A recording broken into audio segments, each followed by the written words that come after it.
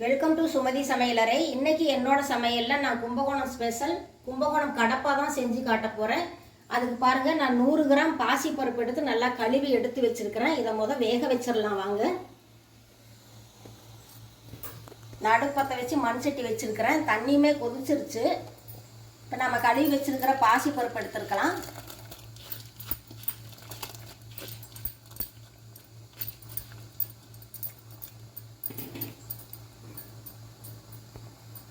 கூடவே கொஞ்சமாக மஞ்சப்பொடி சேர்த்துக்கோங்க.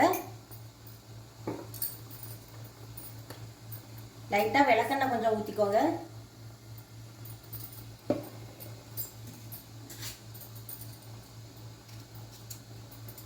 உருளைக்கிழங்குமே கட் பண்ணி சேர்த்துக்கோங்க. நான் 3 உருளைக்கிழங்கு எடுத்திருக்கேன்.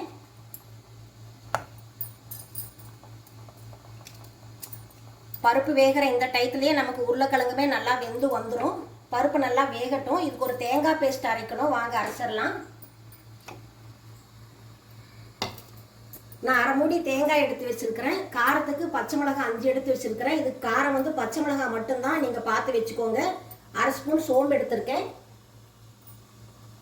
1 ஸ்பூன் கசகசா, ஒரு 6 முந்திரி பருப்பு நான் சுடுதண்ணியில் ஊற வச்சிருக்கிறேன். இதை எல்லாமே சேர்த்து நம்ம அரைச்சிட்டு வந்துடலாம் வாங்க.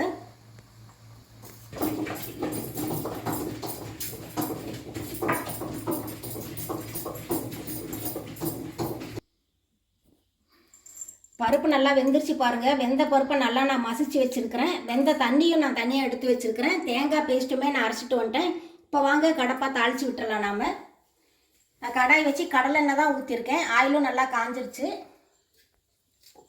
இப்போ 2 பிரிஞ்சி இலை, 2 பட்டை, 2 லவங்கம், 2 ஏலக்காய், ஒரு அன்னாசி பூ, கொஞ்சமாக கல்பாசி எடுத்துருக்கிறேன். அதை சேர்த்துருங்க.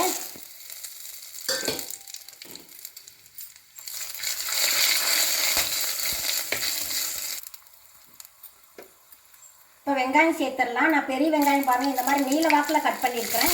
2 வெங்காயம் கட் பண்ணியிருக்கிறேன். அதையும் சேர்த்துருங்க.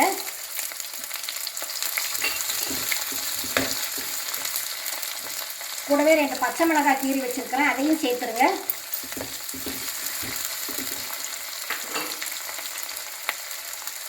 ஒரு ஸ்பூன் இஞ்சி பூண்டு பேஸ்ட் எடுத்துருக்கிறேன். அதையுமே சேர்த்துருங்க. வெங்காயம் ஓரளவு வதங்கி வந்தால் போதும். ஓரளவு வெங்காயம் வதங்கின உடனே கொஞ்சமாக கருவேப்பிலை சேர்த்துருங்க. ஒரே ஒரு தக்காளி கட் பண்ணி வச்சுருக்கிறேன். அதையுமே சேர்த்து நல்லா வதக்கி விடுங்க.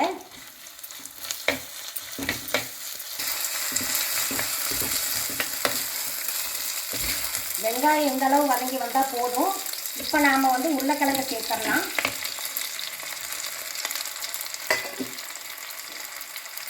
கூடவே கொஞ்சமாக மஞ்சத்தூள் சேர்த்துக்கோங்க.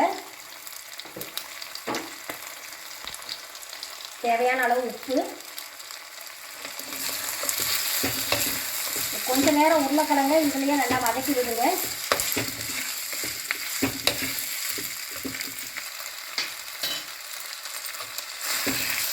இப்போ பாருங்கள், வேக வச்சு மசிச்ச பருப்பையும் நம்ம சேர்த்துடலாம். இதில்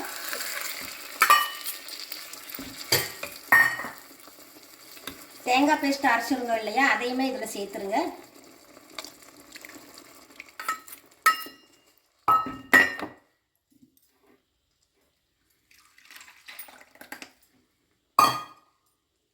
இந்த பருப்பு வேக வச்ச தண்ணியுமே கூட சேர்த்துருங்க. நல்லா தண்ணி மாதிரி கலந்து வைங்க.